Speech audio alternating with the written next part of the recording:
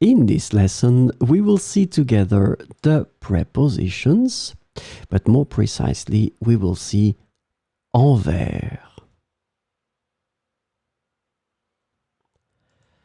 So, of course, the first thing that we need to see together is what is une préposition?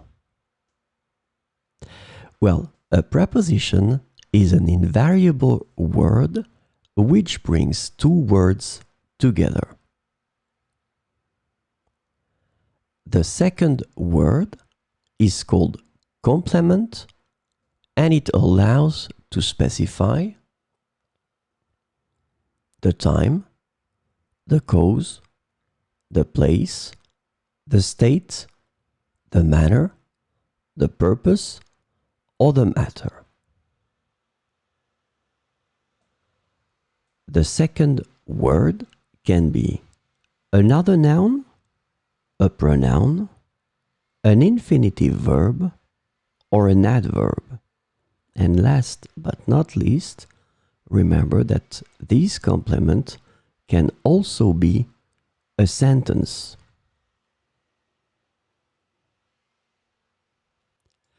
So, this lesson is about envers. And the preposition envers translates to towards or in regard to in English, often implying a moral or emotional stance. And so we will see 4 examples with envers. Il a montré une grande gratitude envers elle. Il a montré une grande gratitude envers elle. Elle a des responsabilités envers ses enfants. Elle a des responsabilités envers ses enfants. Nous devons être justes envers tous.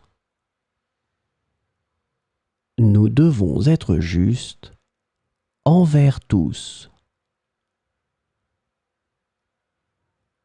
Sa colère envers son frère est injustifiée. Sa colère envers son frère est injustifiée.